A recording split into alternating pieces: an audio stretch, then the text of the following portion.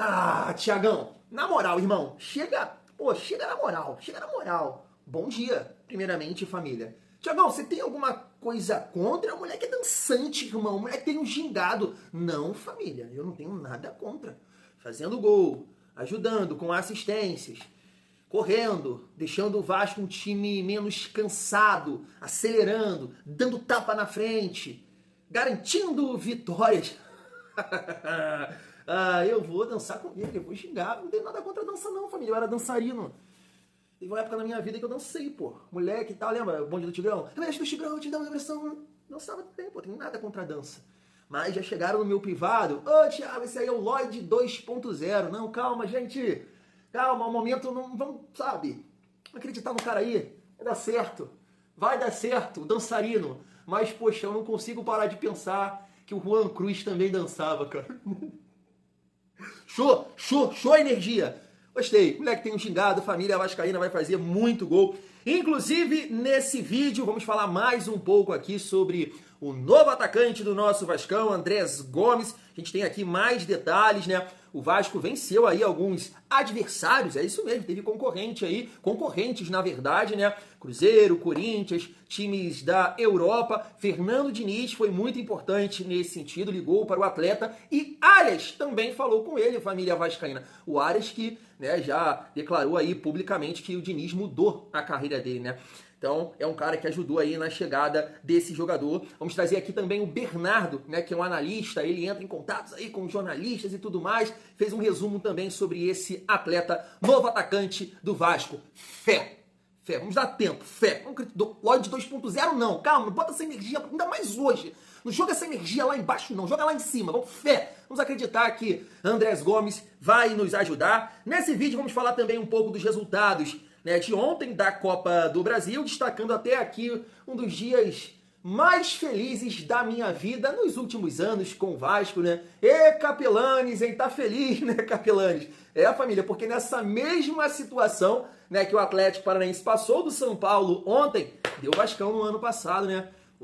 Aquele dia foi difícil, né? O Ryan fez merda. Vamos resenhar um pouco também sobre isso, já que tem jogo do nosso Vascão hoje contra o CSA. Eu prometi. Eu tomei o Lloyd Augusto, eu sei, o Vasco já não ganha há um tempo, né? Peguei a camisa do último pré-jogo com vitória. Estou gravando no mesmo ambiente, no mesmo lugar que nesse dia o Vasco deu aula, deu um baile no São Paulo. Então é o CSA? Não, nosso momento não é legal. O Vasco tá vários jogos sem ganhar. A gente viu ontem o Bahia, né, ter muita dificuldade lá contra o Retrô. Foi 0-0, então não tem essa. Seriedade. Vamos pra dentro dos caras. A gente vai trazer aqui também, né, o outro lado, meu amigo torcedor do CSA, falando um pouco desse confronto. Então chega aí que tem muita resenha nessa quinta-feira. Mas antes, aquela moral.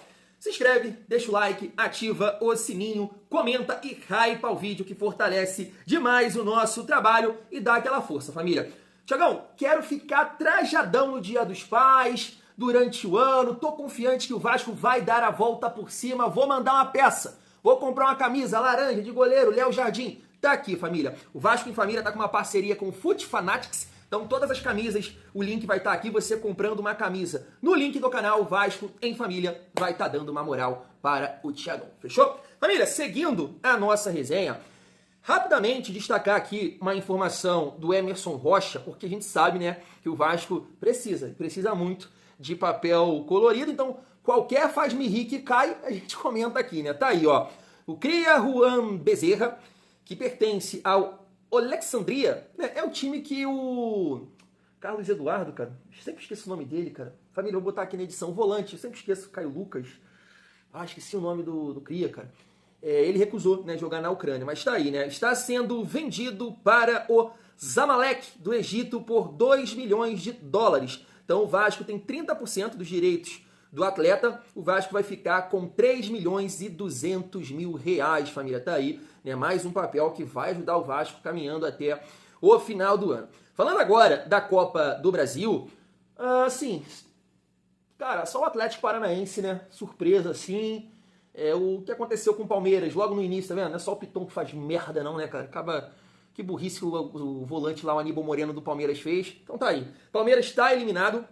né, um dos melhores elencos do futebol brasileiro, com o Vitor Roque, né, o jogador mais caro da temporada, foi eliminado pelo Corinthians por 2-0. Cara, isso aqui eu sabia que ia dar merda. Eu não sei se vocês estavam acompanhando, eu não estava acompanhando não, mas eu vi assim na internet. Tu viu o gol que o Praxedes fez?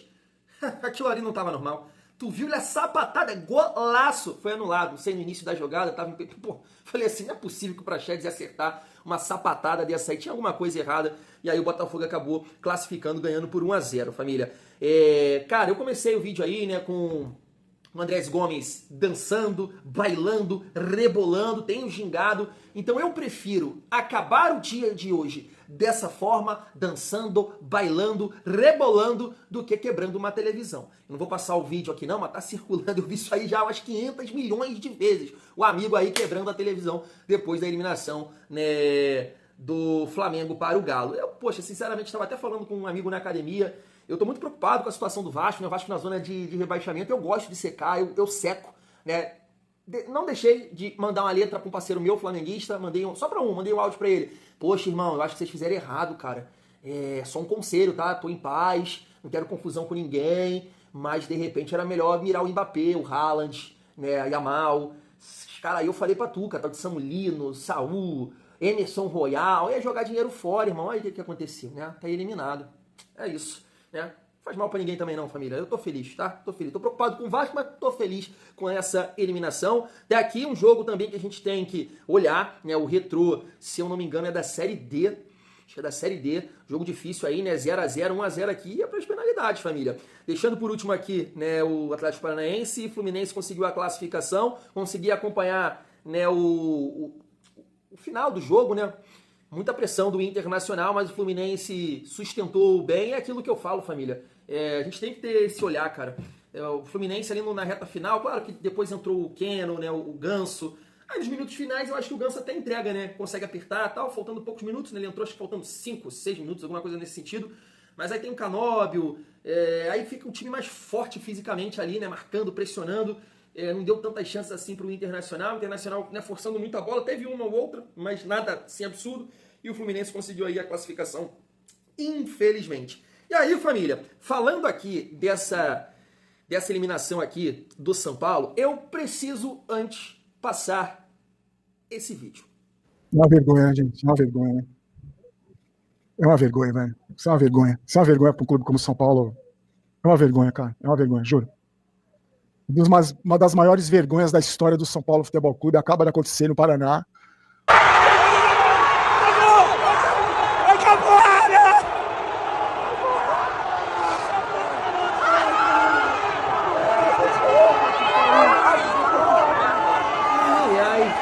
Isso, né, Capelani? Está vendo aí a diferença? No ano passado, você encarou o Vascão do Mr. Paiva, caiu.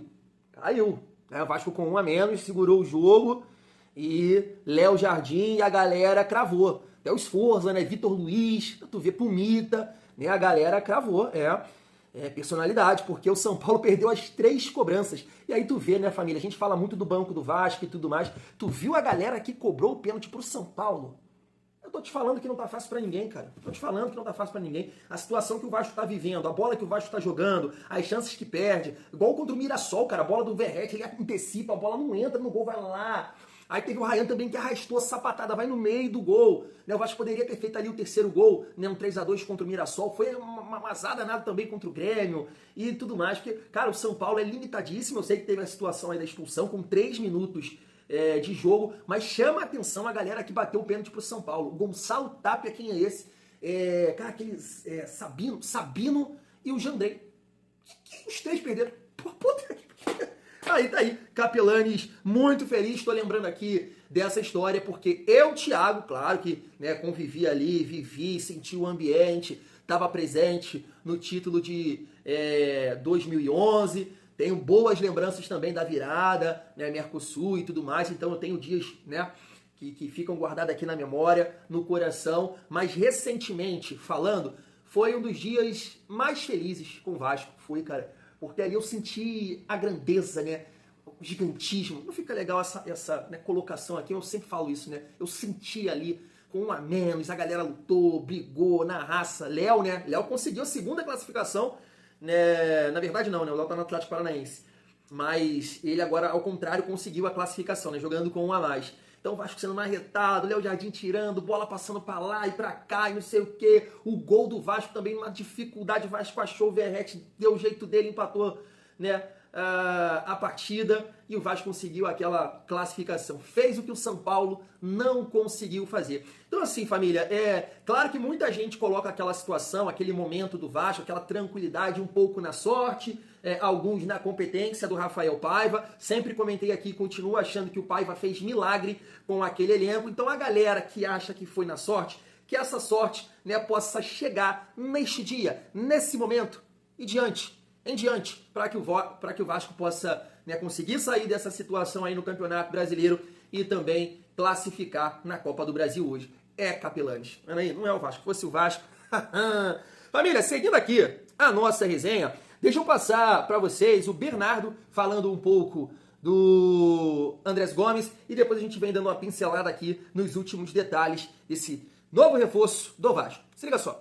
Reforço de qualidade pro ataque do Vasco chegando. Carlos Andrés Gomes tá vindo aí. Então eu conversei com jornalistas gringos e trago aqui tudo sobre ele. Ponta de 22 anos, Carlos foi formado no Milionários, onde estreou profissionalmente aos 19 anos. O impacto foi instantâneo, o que fez com que o tempo dele no país fosse curto. Ficou só um ano jogando. Se consolidou como uma das grandes promessas e destaques da liga, inclusive sendo campeão nacional e o salto era iminente. Em 2023 chegou na MLS por 4 milhões de euros. Seu primeiro ano no Real Salt Lake foi de adaptação, mas já como titular. Mas em 2024 estourou. Novamente, o Gomes mostrou que a liga que ele tava era pouco demais pra ele. Foram 20 participações a gol em 22 jogos, cara, sobrou. E isso só até o meio do ano, porque chegaria interesse europeu. E foi vendido ao Rennes por 10 milhões de euros. Vale lembrar que o Rennes tem sido muito bom revelando jovens ultimamente. E na França, há um ano, o Gomes não se adaptou por completo. Não teve muita sequência pra conseguir mostrar um talento. Teve até alguns lapsos, marcou alguns gols, mas não foi o suficiente pra equipe francesa querer manter ele no time. Tem sido convocado pra Colômbia, brocando por lá. E antes de eu falar de características, é minha opinião, eu sou o Bernardo, já checa aí se você tá me seguindo pra não perder nenhum conteúdo desse todos os dias, tamo junto. Gomes é um ponta-direita agudo, do 1 contra 1. Tem boa velocidade, habilidade, sendo bem objetivo no ataque.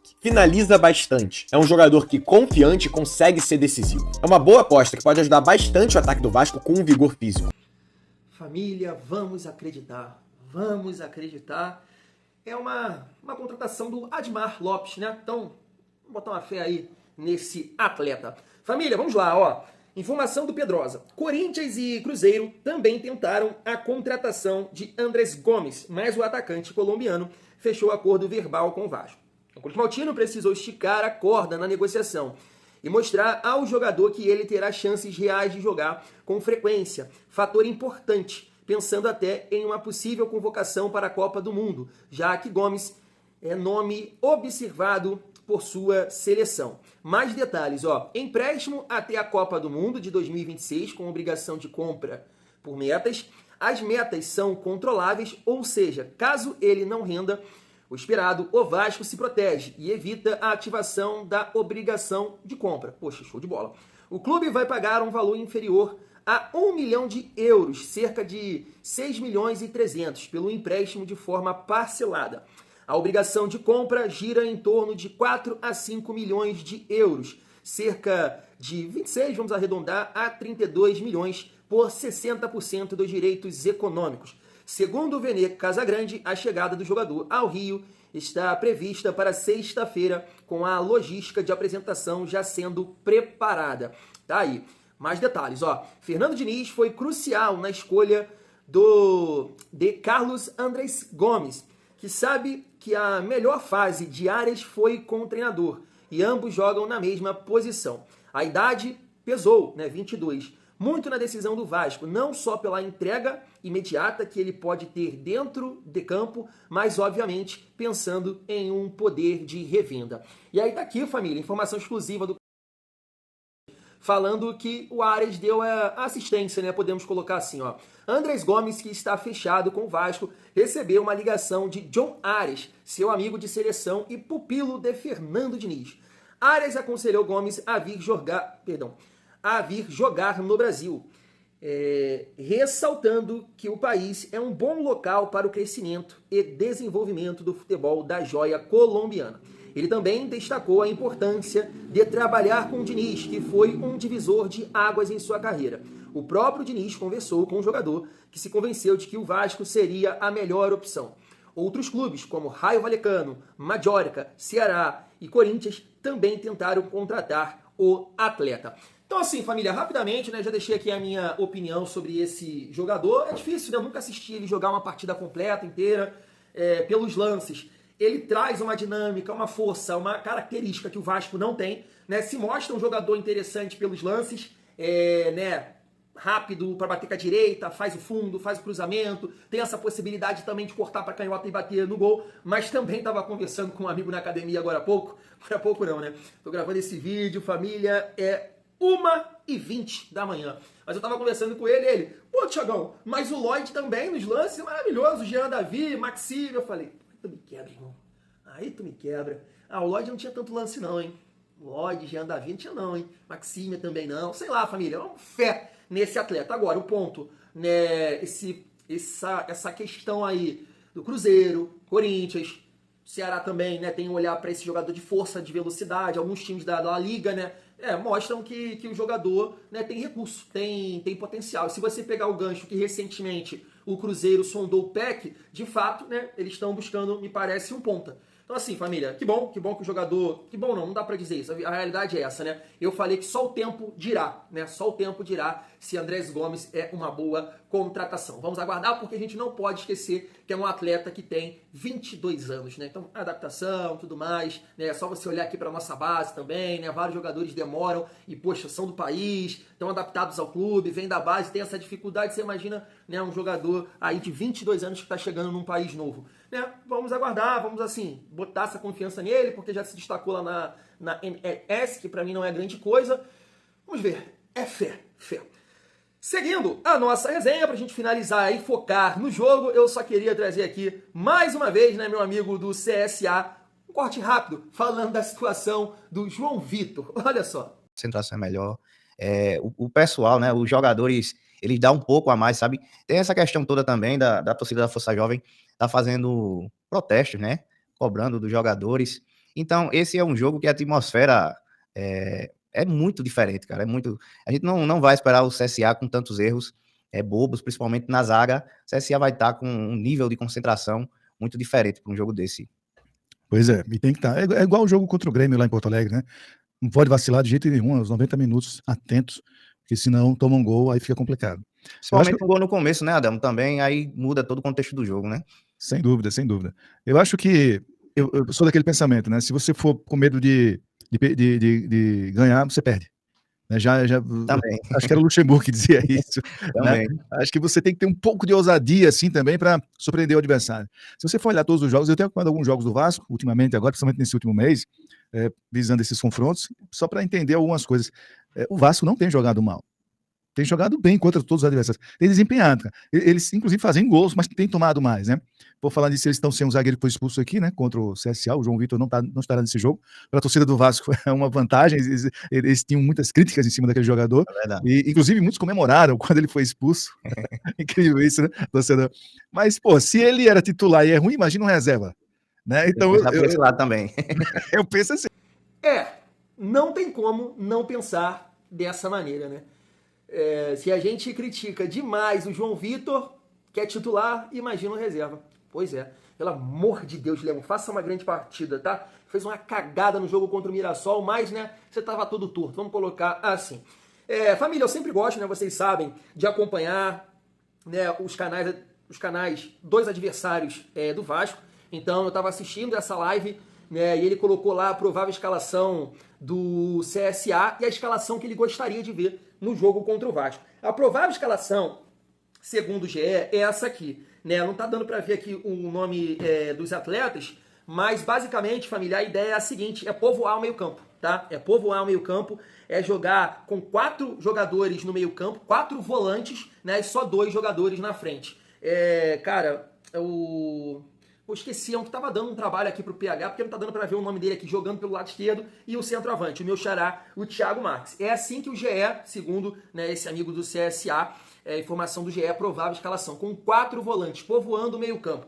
Basicamente, né, o que ele fez, né, aqui, na verdade não, família, perdão, 3 volantes e um meia, que é o Naninho, né, que a gente conhece que já jogou algumas vezes contra o Vasco aqui, né, no campeonato carioca. Então, assim, né, basicamente eles fizeram isso lá, né, a gente viu a dificuldade do Vasco, né, pelo meio campo, eles povoaram o meio campo, mas aqui em São Januário a gente entende, né, que é um campo melhor, o Vasco mais adaptado, e foi até o ponto que eu falei, né, que eu debati aqui com vocês, da possibilidade, né, do amigo que eu peguei a página falando que barraria o Verratti. Não é jogo para barrar o Verratti, porque dependendo dessa condição, o time todo atrás, né, o Pirata é importante nessa bola aérea, né. Realmente, né, a gente tem que pontuar que os dois zagueiros do CSA são altos e marcaram muito bem o Verratti, fizeram uma excelente partida. E aí ele até fala, né, eu estava esperando o CSA dessa forma aqui. É a forma, né, que o dono do canal escalou, jogando com pontas, um meia e a referência. Eu estava esperando o CSA dessa forma. E a gente vai ver, né, ali próximo do jogo, né,